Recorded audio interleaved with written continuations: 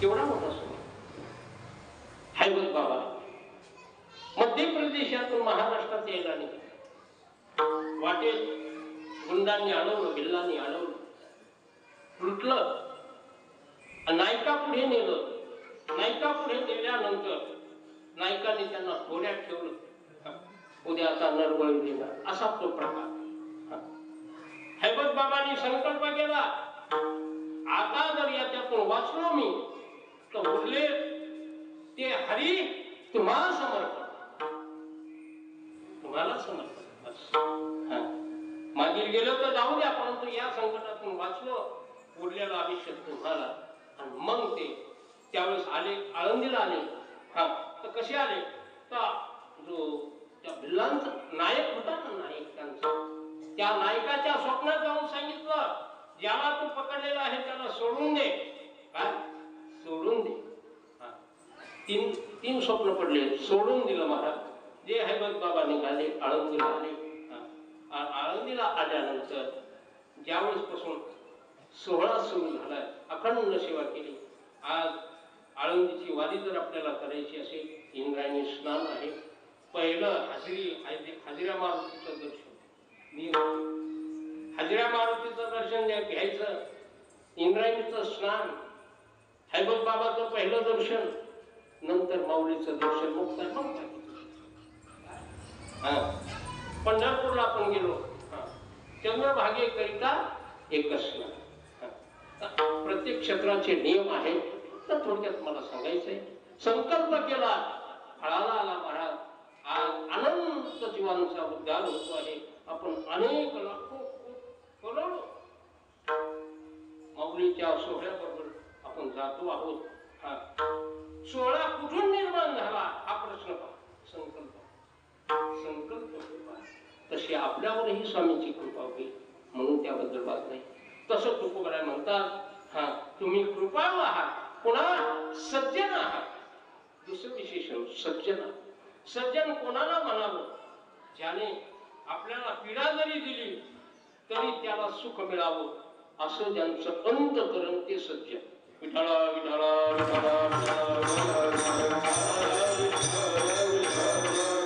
ज्ञानोबराची झोळी फाडली, पण त्यांना एवढं मोठं केलं महाराज. नामदेव महाराजांचं गुरु बनवलं कोण? विशोबाकीचे. तुकोबारायला काट्याने मारलं, कीर्तनाला का आले नाही म्हणून तुकोबाराय जातात आणि त्यांचे पाय शिकतात. याला म्हणतात सज्जन. तसे तुम्ही कृपाळू आहात आणि पुन्हा सज्जन आहात. तिसरं विशेषण तुकोबाराय वापरतात, कृपाळू सज्जन तुम्ही संत जन. संत आहात. संत म्हणजे देव स्वरूप तुम्ही आहात, म्हणून तुमच्याकडे ही विनवणी आहे. संत कोणाला म्हणतात? संत तुमच्या आमच्या सारखेच आहे, दिसायला आपल्या सारखेच आहे. मृत्यू लोकात आहेत, नर शरीरात आहेत, पण विशेष काय आहे? आपल्यापेक्षा श्रेष्ठ काय आहे? त्यांचा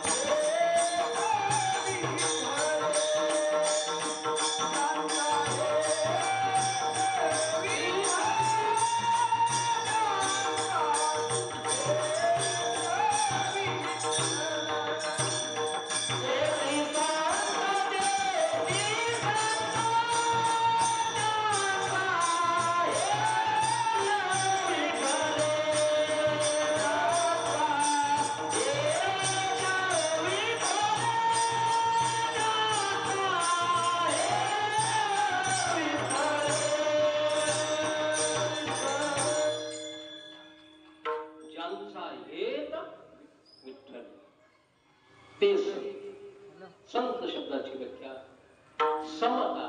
ईश्वर सर्वभूतानां ते संत. एको देव सर्वभूतेषु गुणाः. सुट्टी माता सांगते समोहम सर्वभूतेषु तिष्ठन्तं परमेश्वरम. तेच संत विष्णुमय जग वैष्णवांचा तेच संत. दिसायला तुमच्या आमच्या सारखे व्यवहारात घर दार मुलं बाळ. ब्रह्मचारी स्वामी आहे, ब्रह्मचारी ज्ञानोबराय आहे, नाथ महाराज ग्रस्ती, तुकोबराय ग्रस्ती, परंपरा पहा. पण त्यांच्यामध्ये आपल्यामध्ये एवढा फरक का? ते संत आणि आपण जीव. एवढा फरक का पडला? त्याचं कारण आकारावर जाऊ नका. यातायाती धर्म नाही याच्यावरही जाऊ नका. आकाराचं जर चिंतन आपण जर केलं, आकार कशाचा?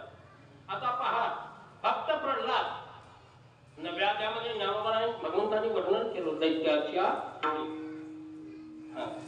तर प्रसंग असा आहे, आकार कोणाचा? राक्षसांच्या पण जन्माला. कोण? भक्त प्रल्हाद. पण आचाराचा विचार जर केला, आचाराचा आचार वैष्णवांचा होता. कोणाचा होता? वैष्णवांचा भक्त. म्हणून भक्त ठरले. चला, रावणाचा बंधू विभीषण आचाराने जर आकाराने जर विचार केला तर राक्षस कुळामध्ये, दैत्य कुळामध्ये. परंतु आचार कोणाचा होता? वैष्णवाचा होता. आचार वागणं वैष्णवाचं होतं. म्हणून भक्त ठरले. चला पुढे. आकार कोणाचा? हनुमंतरायाचा आकार कोणाचा? वानराचा. पण ते कोण ठरले? भक्त ठरले. का ठरले? आचाराने ठरले महाराज. आचाराने भक्त ठरले. का नव्याने तुकोबारा म्हणतात, हनुमंता मला भक्तीच्या वाटा दाखवा. काय भक्तीच्या त्या वाटा? मद गावाया गावाव्या सुभटा मागतात. सगळा विनवणी करतात. आकाराकडे पाहत नाही. भगवंत हा भक्ताच्या आकाराकडे पाहत नाही, आचाराकडे पाहतो. आचाराने संत. दुसरा मुद्दा म्हणजे संत का? दुसरा मुद्दा आहे की तुम्ही देव हा कृतीकडे पाहत नाही महाराज. माणसाच्या कृतीकडे पाहत नाही, वर्णाकडे पाहत नाही, कशाकडे पाहत नाही. देव हा माणसाच्या वृत्तीकडे पाहत, कर्माकडे जातो. आपण शेतकरी आहोत, आपण काही व्यापारी आहे, नोकर सर्व आहे. आपण कोठे आहोत हे नाही पाहायचं, पण त्या कामामध्ये राम म्हणायचं. कामामध्ये काम काही म्हणा राम राम, जाईल भवश्रम सुख होईल दुःखाचे. पहा पहा, चोखोबरायाच्या कृतीकडे पाहिलं का वृत्तीकडे? वृत्तीकडे पाहिलं. सज्जन कासा याच्या कृतीकडे पाहिलं का वृत्तीकडे? वृत्ती. जनाबाईच्या गोऱ्या विठ्ठल का म्हणत होत्या? जनाबाईची कृती गवऱ्या वेचत होत्या, पण त्या गवऱ्या वेचीत असताना वृत्ती कुठे होती? पांडुरंगाच्या ठिकाणी, विठ्ठलाच्या ठिकाणी. म्हणून ती गौरी ही सुद्धा काय म्हणायची? विठ्ठल म्हणायची.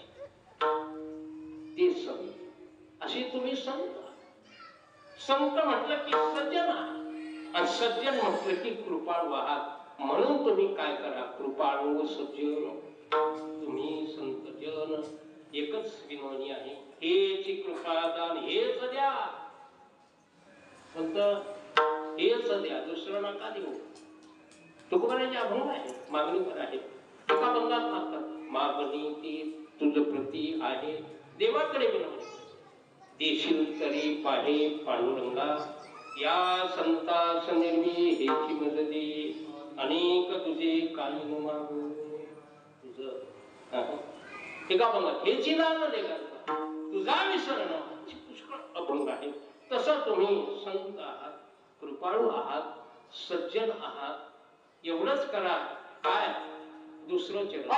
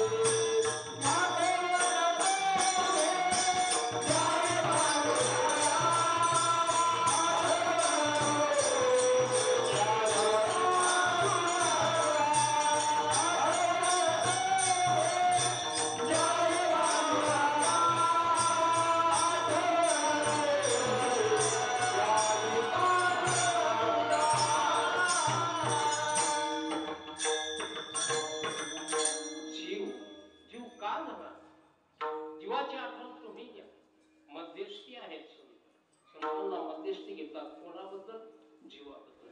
आणि देवाकडे विनवणी करायची सांगतात. आठवण तुम्ही द्यावी पांडुरंगा, किंवा माझे सांगा काकुलती केविल वाना जीव आहे.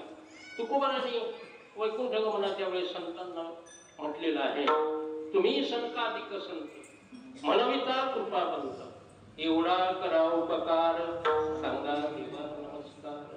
माझी भाकावी करुणा विनवा पंढरीचा राणा, तुका म्हणे मजा ठवा मूळ लवकरी पाठवा. संतांकडे विनवणी केलेली आहे. हा चला, जीव का झाला त्याच कारण. माणसाला कोण रडायला लावते? जीव झाला की रडतो माणूस. हा, संत झाला की आनंद मिळतो. जीव आणि संत याचा थोडा फरक सांगून आपली वेळ जवळजवळ पुढे आलेली आहे. अगदी 10 मिनिटं राहिली. 10-5 मिनिटामध्ये शिवला पूर्ण विराम द्यायचा. 15 मिनिटामध्ये एकदा संप्रदायाच्या नियमाने भजन करायचंय. विठोबार गोमाई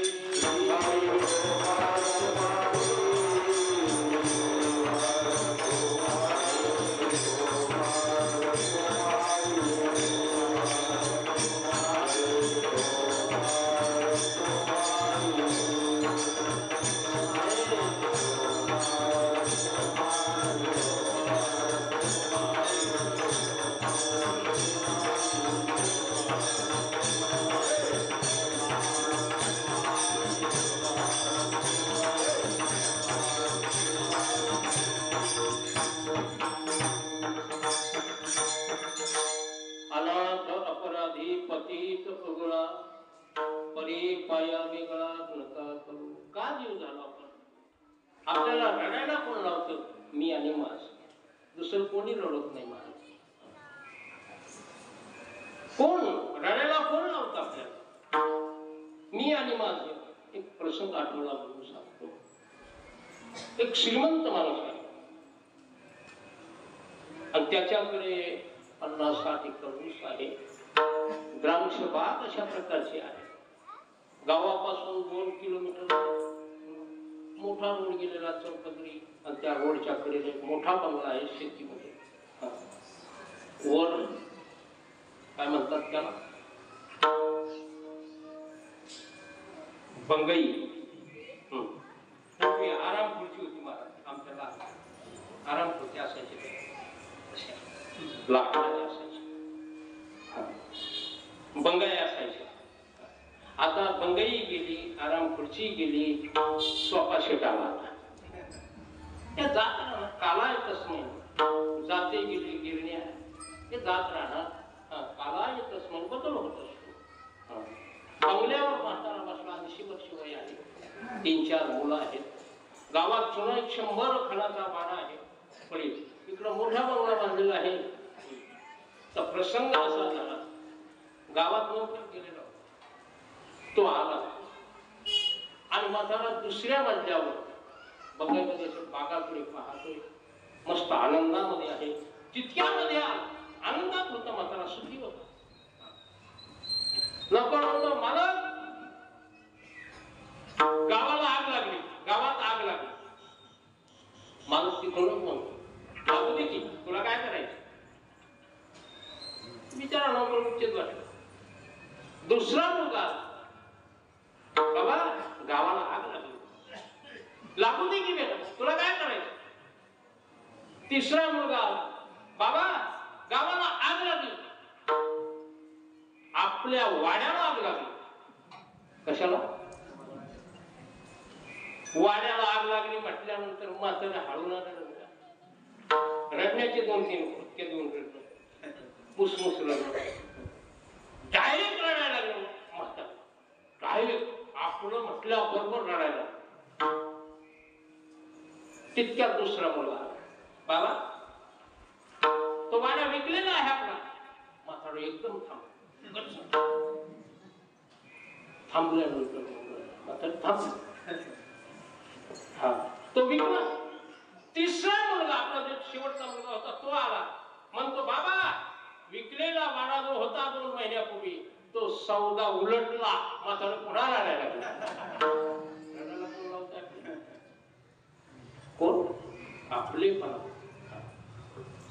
मी आणि माझे ज्ञानोबाला सांगते ओझं टाकून द्यायचं. आणि ज्यांनी हे ओझं टाकलेलं आहे ते समर्थ आहे. मी माझी आठवण विसरले दयाचे अंतकरण, पार्था तो संन्यासी जाण निरंतर. अशी स्वामी आहे. स्वामीकडे आपल्याला मागणी करायचंय. अनाथ आहे, अपराधी आहे जीव, यांना तुम्ही बरोबर म्हणता. अनाथ अपराधी पतित गळा, परी पाया वेगळा नका करू. स्वामी तुम्ही ज्या परमात्म्याशी एकरूप झाला, कारण वशिलाशिवाय जमत नाही बरं का. बांगला घ्यायचं तर काय लागत असतो? मध्यस्थी कोण लागतो? त्याला अलीकडे काय म्हणतात? एजंट. त्याला दुसरा एक शब्द आहे, काय म्हणतात? जुना शब्द. बैल गाडी काही बाजारात घ्यायचं असतं त्याला काय म्हणतात? दलाल. जुना शब्द. अलीकडचा शब्द आहे एजंट. मध्यस्थी लागतो. शास्त्रीय शब्द आहे मध्यस्थी. व्यावहारिक शब्द आहे दलाल आणि एजंट. शास्त्रीय मध्यस्थी लागतो. संत तुम्ही मध्यस्थी व्हा जीवाच्या, मग तुमच्याद्वारे तुम्ही जीवाला देवाच्या स्वाधीन करा.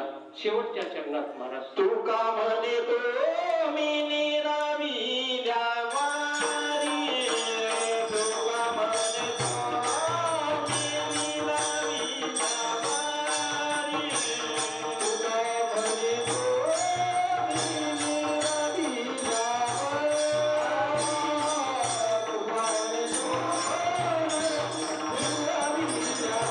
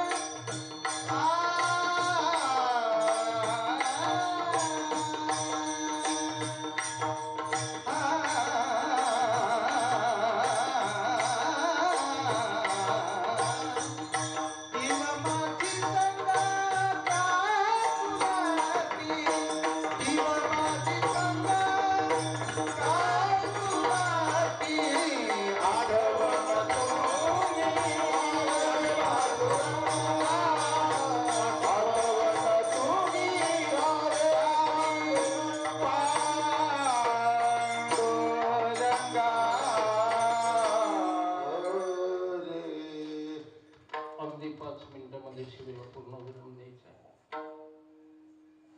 संतांच्या माध्यमातून देवाकडे गेलं पाहिजे. तुका म्हणे तुम्ही निरविल्यावरी स्वाधीन, निरविले म्हणजे स्वाधीन करणं. निरविल्यावरी तुमच्या निरविलं ना, तुम्ही स्वाधीन केलं ना, मग माझी उपेक्षा टळेल, देव स्वीकार करील, स्वरूपावस्था प्राप्त होईल. म्हणून भगवंताकडे जात असताना संतांच्या माध्यमातून जाऊ. माध्यम महत्वाचं आहे. भागवतामध्ये वर्णन आलेलं आहे.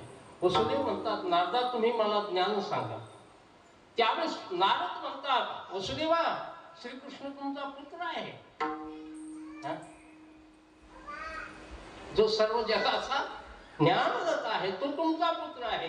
पण तो त्याच्याकडे मी जर गेलो नारदा, तो म्हणतो मी तुमचा मुलगा आहे, मी काय सांगू तुम्हाला, असं म्हणतो.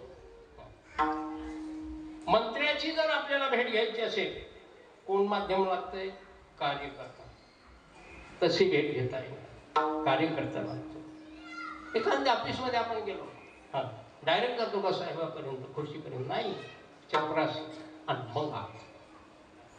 तसं देव अनंत जन्माचं दुःख आपल्याला घालवायचंय तर संतांच्या माध्यमातून जाऊन. आजचे अन्नदान करते है, 4थी पौर्णिमा संपन्न होते आहे. भाग्यवान आहे महाराज. काय कीर्तन आहे, या माध्यमातून देवाकडे जावं. अन्न ते प्रसाद होत असतो. काय होत असतो? प्रसाद होत असतो. आणि प्रसाद हा अंतकरणाला प्रसन्न करत असतो, प्रसन्नता प्राप्त करून देत असतो, आनंद सुख देत असतो. त्याला प्रसाद म्हणतात. काही माणसाकडे खूप इष्टिक आहे, पण प्रसाद म्हटलं की अंगाला काटाच येतो, तेवढं सोडून अशी मंडळी आहे. अशी मला एक आठवण म्हणून सांगतो. परमपूजनीय स्वानंद सुखनिवासी सर्वासी किसन महाराज साखरे आश्रमात कीर्तन होतं. जोग महाराजांचं कीर्तन असायचं. सप्त्याला जायचो त्या काळात. तर मी उत्तरेश्वर माऊली पिंपरीकर त्यांच्या मुखातला ऐकलेला प्रसंग आहे. पुढे तो साखरे महाराज सांगायचे. तर एक माणूस पंढरपूरला गेला, खूप श्रीमंत, पण पंढरपूरला गेला आणि इतका चिकट म्हणे, ते काय पूर्वीचं वृक्ष असायचं, आजमीन आहे, भोकर भोकर, इतका चिकट म्हणे. कधीच पैसा 1 रुपया खर्च करत नाही. वारीला जाणं येणं तितकंच आपलं, पण दान धर्म अजिबात नाही. पांडुरंगाने ठरवलं त्याची परीक्षा घ्यायची. पांडुरंगाने ठरवलं परीक्षा घ्यायची याची. तो स्नानाला गेला. पंढरपुरात एका रूमवर उतरलेला आहे, स्नानाला गेला. गेल्यानंतर भगवंतानं पांडुरंगाने वासुदेवाचं रूप घेतलं आणि गेला. 1 रुपया वासुदेवाला. आशीर्वाद लागलं तुमच्या मुला लेकरांना. तो स्नान करतोय आलामध्ये. तो म्हणू लागला, मी पैसे घरी ठेवले रूमवर. त्याला वाटलं वासुदेव तिथं कशाला येणार, रूमवर ठेवले, बरोबर आणले नाही. तो रूमवर गेला, कपडे किपडे घातले. वासुदेव दारातलं घेतले त्या रूमला. वासुदेव आला, इथं बी नव्हता. त्यावेळेस तो म्हणतो, अहो मी वारी पुरतेच पैसे आणले होते, शिल्लक नव्हते आणले, मला कमी पडेल, जुना काळ कमी पडेल. तुम्ही गावी या. त्याला वाटलं गावाकडे वासुदेव कशाला येईल, गावाकडे तो घरी पडशी गिडशी टेकीत नाही. वासुदेव आला. वासुदेव आला. वासुदेव आला म्हटल्यानंतर काय म्हणतो, वासुदेव हो म्हणे, पंढरपुरात आलता तू. मी म्हणलं त्याला गावाकडे तू इथं बी आला का म्हणे. म्हणे आलाच. बरं ठीक आहे. आज बँक उघडी नाही, मी काही पैसे आणले नाही, होते ते खर्च निवाले, उद्या या तुम्ही. ठीक आहे म्हणे. गेला वासुदेव. दुसऱ्या दिवशी पुन्हा वासुदेव लांबूनच गल्लीतून दिसला. बायकोला, बायको म्हणते वासुदेव आला. मग त्याने सांगितलं आता तू एक कर, हे काही तिच्या सोडीत नाही ना, मी मेल्यासारखं करतो आणि तू रडल्यासारखं कर. वासुदेव तिकडच जातो. मग प्रसंग असा झाला. हा, वासुदेव आला, आशीर्वाद लागेल तुमच्या मुला लेकराला. वासुदेव आला रे वासुदेव आला, वासुदेव आला तर वासुदेव आला. मग काय विचारता महाराज. वासुदेव दारात आला आणि ती लागली राहायला वारा घाला.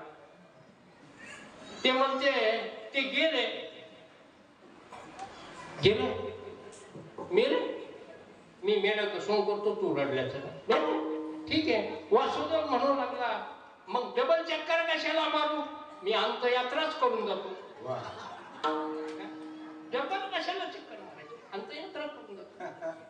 त्याला वाटलं वासुदेव आता पिछा सोडील. साखरी महाराज फार गमतीनं सांगायचे लगेच. मग काय विचारता महाराज.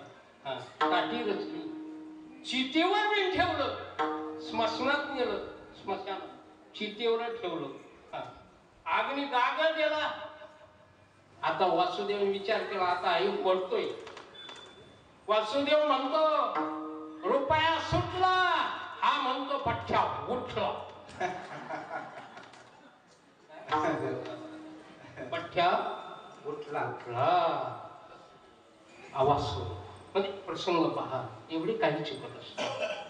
पण शास्त्र सांगतं आपल्याला जे निव्वळ उत्पन्न असतं त्याच्यातून 10% 3 ठिकाणी खर्च केला पाहिजे. एक देव कार्यामध्ये, एक पितृ कार्यामध्ये आणि एक संत कार्य वारी. हे आपल्या परीने आपण करायचं.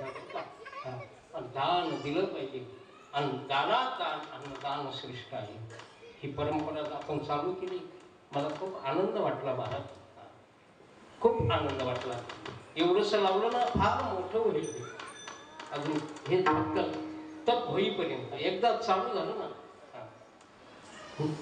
मोठं होईल. आणि ते पुण्य सर्वांना पहा. अन्नदानामध्ये फार मोठं पुण्य आहे. पण तो प्रसाद म्हणून अन्नदान झालं पाहिजे. हा, आपल्याला एकच अन्नदान माहिती, कन्यादान. पण अन्नदान अवश्य करा. घर भरभरून अशा प्रकारचं निघतंय. म्हणून समाजापुढे अज्ञान प्रगट करीत जाऊ महाराज. कधी संतापुढे अज्ञान प्रगट करीत जाऊ. अज्ञान कधी झाकून ठेवू नये. कोणापुढे? समर्थापुढे, संतापुढे, गुरुपुढे अज्ञान प्रगट केलं पाहिजे. हा, आपली मुलं अज्ञान प्रगट केल्यानंतर काय आपण संसारामध्ये अज्ञान दाखवतो. 2च मिनिटं घेतो. अज्ञान झाकत असतात. संसारामध्ये अज्ञान झाकत जाऊ नये. परमार्थामध्ये अजिबात झाकत जाऊ नये. आणि सद्गुरु जर गेल्यानंतर झाकत जाऊ नये. आपण संकल्प केला ना देणार का नाही, ते देतील. आपण स्पर्श केला ना ते कृपा करतील का, करतील. आपण शब्द दिला ना ते शब्द पाळतील न पाळतील, पाळतील. आपल्यावर आपण त्यांच्या दरबारात गेलो ना त्यांची दृष्टी आपल्यावर पडेल. अगदी थोडक्यात सांगतो. म्हणून आपलं अज्ञान प्रगट करीत जावं. आपल्याला अज्ञान झाकायची सवय लागली. काय झाकायची सवय लागली? अज्ञान. आता हे शेवट वाटलं बरं का? ते कीर्तन हडपड आणि हार आला, मोठा हार. त्या हाराच्या वजना एवढाच मी हार आला. पण त्या हारामध्ये एक पिन आली. काय आली? पिन आली. पिन असेल तिथे हार दुकानावर कोणी. ज्यावेळेस हार काढायला गेलो शर्टच फाटून तो डाग घे. म्हणून हार काढ घालाच. तर अज्ञान प्रगट केलं. प्रसंग असा आहे, समर्थापुढे अज्ञान प्रगट करीत जाऊ. आपल्याला अज्ञान झाकायची सवय लागली. झाकत जाऊ नये. विचार जाऊ कुशे त्याचे न नासे. अगदी 2 मिनिटात सांगतो. एक जावई माणूस सासरवाडीला गेला. ते जावायला होतं रात आंधळ. दिवस आंधळ नाही का? रात आंधळ. काही माणसाला दिवस आंधळ आणि काही माणसाला रात आंधळ आहे. आणि ज्याला दिवस आंधळ नाही आणि रात आंधळ नाही, हा, त्याला साधक म्हणे जाऊ. काय म्हणे जाऊ? साधक. आपला आंधळेपणा जाण्याकरता हे वारकरी संप्रदायामध्ये संस्थेमध्ये बोलायला आपण जाऊ. आपलं अज्ञान जाण्याकरता, वंशातील दोष जाण्याकरता संस्था कशाला? याच्याकरता संस्था आहे. अज्ञान झाकलं की फजिती होते. हा, सासरवडीला जावई गेला, त्याला होतं रात आंधळ. चहा पाणी झाला, 7-7:30ची वेळ. सासूने स्वयंपाक गिपाक सर्व चांगला केला, तयार केला.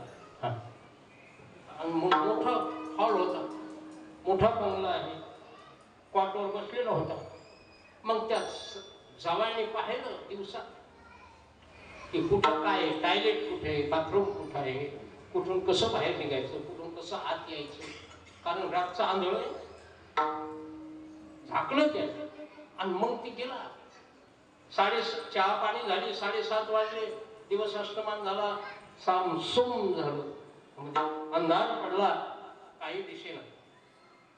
सासूने स्वयंपाक तयार केलेला होता, लगेच लाईट टाकला, ताटं लावली. तो क्वाटवर बसलेला होता. मला निघाल, क्वाटवर बसलेला होता ना. चला म्हणे, मी एवढा म्हणतो, चला दाजी जेवायला. मी एवढा म्हणा. मग त्याने असं भीतीला हात लावला आणि निघाला. असं भीतीला हात लावीत लावीत निघाला. कारण अज्ञान झाकलंय, मला दिसत नाही, रात आंधळी, अजिबात उघडं केलं नाही. निघाला असा निघाल्यानंतर ताट अशी लावली, गेला तो तिथे जाऊन. गेल्यानंतर तो भिंतीला हात लावीत लावीत चालला. मी एवढा म्हणतो, दाजी भिंतीला काय हात लावीत चालला? म्हणे ताट तुमच्या पाठीमागं लावलं. नाही म्हणे, भिंतीला पीओपी कसा केला, रंग कसा दिला हे पाहत. झाकलं त्याने अज्ञान. मग फिरला, ताटावर बसला, पाहिलं त्याने, हाताने हात स्पर्श करून पाहिलं, कुठं पाणी मांडलेलं आहे, कुठं काय पोळी. आणि आता जेवायला बसणार, एक घोट पाण्याचा घ्यायला गेला. तितक्यात कोपऱ्यातून मांजर आली आणि पोळी घेऊनच गेली, चपाती घेऊन गेली. गेल्यानंतर मी एवढा म्हणतो, अहो दादी चपाती नेली ना, पोळी नेली मांजरीना. त्यावेळेस तो काय म्हणतो, लाडकी मांजरी तुमची. लाडकी? हो. आता दुसऱ्या वेळेस आल्यावर पाहिली, आता जवयाच्या ताटात चपाती नाही, पोळी नाही, मग वाढायला कोण आली? सासू. सासू वाढायला.